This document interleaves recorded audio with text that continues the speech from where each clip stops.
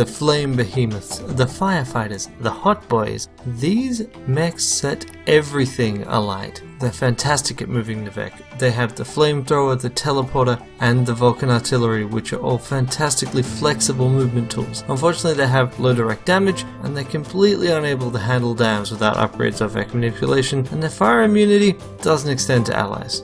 So let's break them down. The Fire Mech is their prime mech. It's equipped with the flamethrower, which starts with one range and sets all tiles between the Flame Mech and the target tile on fire. It also applies fire and knockback to all units on the final tile, and any unit already on fire when hit by this weapon takes 2 points of damage. It costs 1 core to power.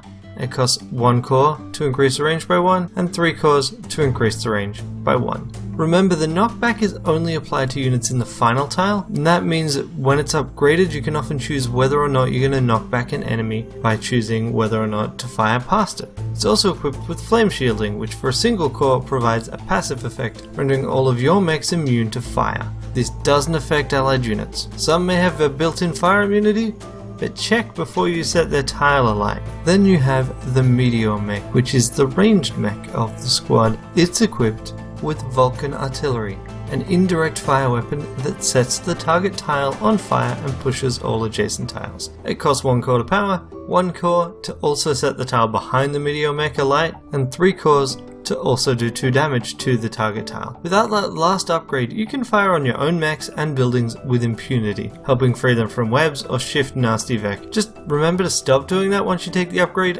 otherwise you can kill your own run. And finally, we got the Swap Mech, which is a flying science mech. It's equipped with a teleporter, which lets it swap place with any adjacent unit, and it's powered for free. For 1 core, you can boost the range by 1. For 2 cores, you can boost the range by 2. Remember that stacks, and they don't have to be taken in order. A fully powered teleporter can swap with another unit up to 4 tiles away. It's amazingly powerful. It lets you set up the Vec to fight each other, or dunk an inconvenient Vec into water in a pinch. You can also use it to extend a friendly unit's move.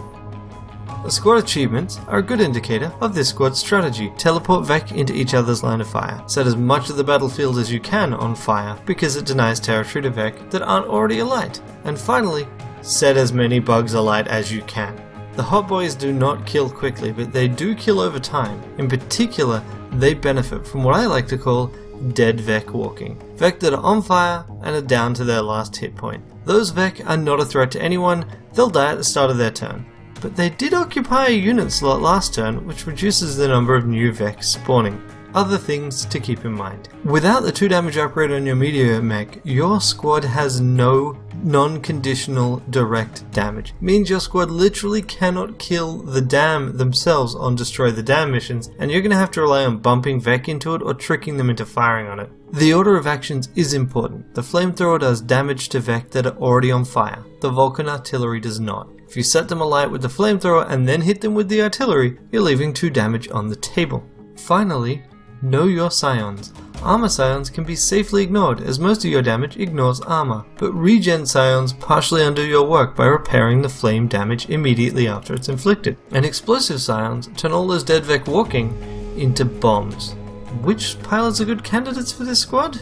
As always, I quite like Mafan. An upgraded Mafan can often start with the 2nd level upgrade to the teleporter, making the Swap Mech productive from the very first fight. And the regenerating shield makes the Swap Mech way tankier than it normally would with 2 hit points. If you want to avoid having your mechs tied down, Camilla works pretty well in either the Flame or Swap Mechs. And Archimedes and Chen are both good candidates for the Swap Mech, letting you move, swap, and then move. Hopefully keeping the Swap Mech out of the line of fire and potentially blocking a spawn point as well as killing a Vec. I could also see an argument for Prospero or Henry Kwan on the Flame Mech to help get the best attack angles, but I can't say I've ever hoped to find them. Generally between the Swap and the Meteor you can move most enemies out of the way when it really matters. And that's my advice for the Flame Behemoths. Next time we'll look at the Rusting Hulks, as where there's fire there's smoke.